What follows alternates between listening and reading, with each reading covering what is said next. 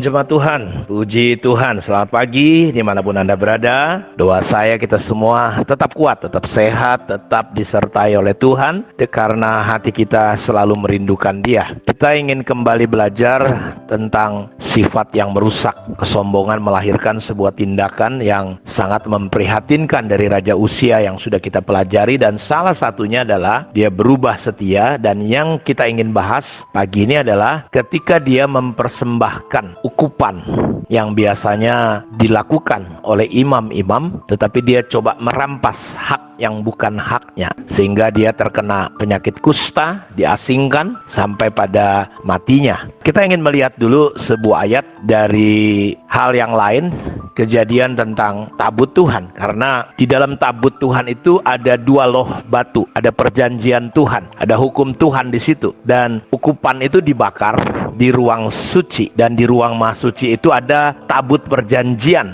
yang kita akan bahas ini. Dan ketika orang imam besar membakar itu, dari situlah Tuhan berfirman. Nah, itulah yang coba diambil oleh Raja Uzia sehingga dia dihukum oleh Tuhan. Mari kita lihat dalam 2 Samuel pasal 6 ayat 1 mulai. Daud mengumpulkan semua orang pilihan di antara orang Israel, 30.000 orang banyaknya. Kemudian bersiaplah Daud, lalu berjalan dari Baale Yehuda dengan seluruh rakyat yang menyertainya untuk mengangkut dari sana tabut Allah yang disebut dengan nama Tuhan semesta alam yang bertakhta di atas kerubim. Maka menaikkan tabut Allah itu ke dalam kereta yang baru setelah mengangkatnya dari rumah Abinadab yang di atas bukit. Lalu Usa dan Ahio anak-anak Abinadab mengantarkan kereta itu. Usa berjalan di samping tabut itu, sedang Ahio berjalan di depan tabut itu. Daud dan seluruh kaum Israel menari-nari di depan Tuhan dengan sekuat tenaga, diiringi nyanyian kecapi, gambus, rebana, kelentung, dan ceracap. Ketika mereka sampai ke tempat pengirikan Nakon, maka Usa mengulurkan tangannya kepada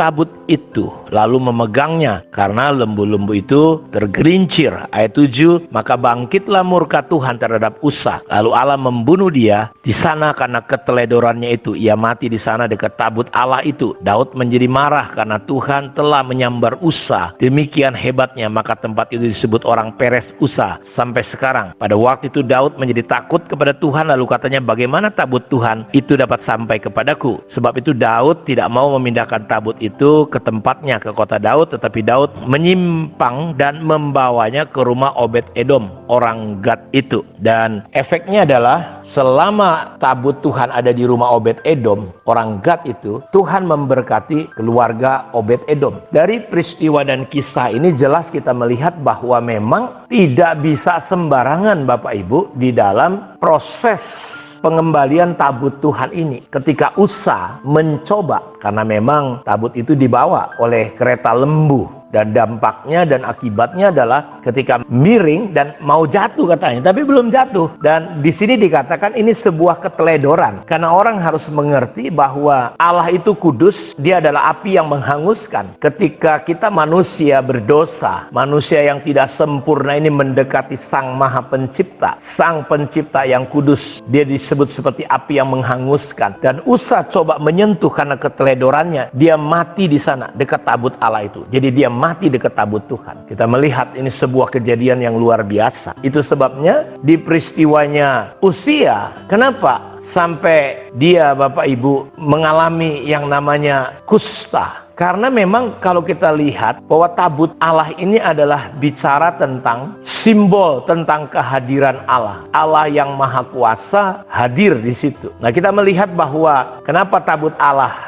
ada di luar Yerusalem, karena pada zaman Samuel, anak-anak Samuel coba mengambil tabut Allah, dan akhirnya tabut Allah itu dirampas, diambil oleh orang-orang Filistin. Dan kalau Bapak Ibu tahu, ketika orang-orang Filistin merampas tabut Allah ini, di dalam 1 Samuel 5, sesudah orang Filistin merampas tabut Allah, maka mereka membawanya dari Ebenezer ke Asdod. Orang Filistin mengambil tabut Allah itu, dibawanya masuk ke kuil Dagon dan diletakkan di sisi Dagon. Ketika orang-orang Asdod bangun pagi-pagi, pagi, pada keesokan harinya tampaklah Dagon terjatuh dengan mukanya ke tanah di hadapan tabut Tuhan. Lalu mereka mengambil Dagon dan mengembalikan ke tempatnya. Tetapi ketika keesokan harinya mereka bangun pagi-pagi, tampaklah Dagon terjatuh dengan mukanya ke tanah di hadapan tabut Tuhan. Tetapi kepala Dagon dan kedua belah tangannya terpenggal dan terpelanting ke ambang pintu. Hanya badan Dagon itu yang masih tinggal. Itulah sebabnya para imam Dagon dan semua orang yang masuk ke dalam kuil Dagon tidak menginjak ambang pintu rumah Dagon, yaitu Asdod, sampai hari ini. Dan apa yang terjadi? Tangan Tuhan menekan masyarakat, orang-orang di sana. Jadi kita lihat Bapak Ibu, betapa dahsyat, betapa luar biasa, betapa hebatnya. Karena itu ketika orang hatinya menjadi sombong, terkadang dia coba mengatur posisi kita. Jangan pernah melanggar firman Tuhan. Usa mati di hadapan tabut Tuhan. Saya khawatir sama seperti Usia.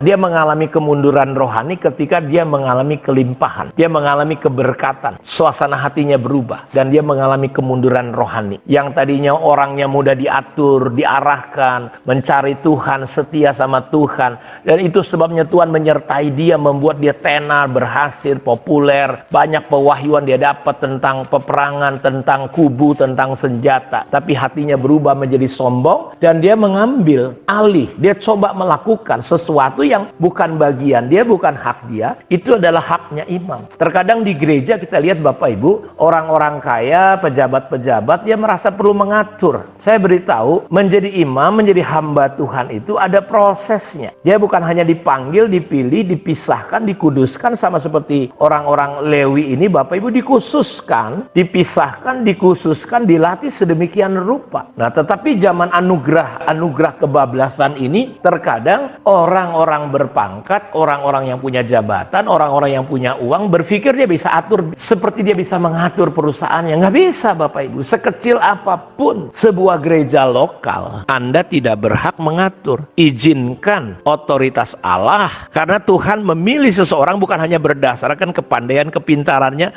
seperti contohnya Saul dengan Daud. Saul itu dipilih berdasarkan perawakan, penampilan, tapi hatinya kecil. Tapi Daud orangnya kecil, hatinya besar. Dipilih. Kenapa? Tuhan tidak memandang apa yang di luar, dia melihat hati. Karena itu lewat pembelajaran tabut perjanjian ini, kita lihat pembelajaran Usa ini, bagaimana dia sembarangan. Karena memang sebenarnya tabut Tuhan itu juga nggak boleh dibawa pakai kereta kuda, kereta lembu Bapak Ibu. Harus ada orang yang khusus. Makanya setelah kejadian itu, Daud tidak berani. Sampai akhirnya dia dapat pengertian, inspirasi. Kalau saudara baca di dalam 2 Samuel itu, bagaimana dia setiap sekian langkah, dia potong korban, dia apa. Betul-betul luar biasa. Nah, karena itu, saya berharap Bapak Ibu, kita adalah imamat yang berkerajaan. Saya berharap pelayanan atau gereja hari ini tidak sembarangan. Tidak mengangkat orang berdasarkan penampilan, talenta, kapasitasnya. Walaupun itu dibutuhkan, tapi dimulai dari hatinya dulu, kapasitas hatinya dulu, bukan penampilannya. Tidak seperti sekarang orang diikat, diiming-iming jabatan, posisi-posisi. Karena melayani Tuhan di rumah Tuhan itu bukan bicara tentang jabatan, bukan bicara posisi, tapi bagaimana kita bisa berfungsi di sana. Nah, saya berharap lewat apa yang saya terangkan hari ini bisa mendapatkan gambaran kepada kita untuk kita bisa memposisikan diri kita tetap dengan hati yang rendah. Jadilah jemaat yang berfungsi, bukan rebutan posisi, tapi kita berfungsi, menangkan jiwa-jiwa, rawat, layani jiwa-jiwa, sehingga itu jauh lebih penting. Karena itu miliki hati yang rendah, supaya kita tidak mengejar-ngejar jabatan, posisi, tapi kita betul-betul memiliki sikap hati yang benar. Kiranya Tuhan Yesus memberkati kita. Shalom.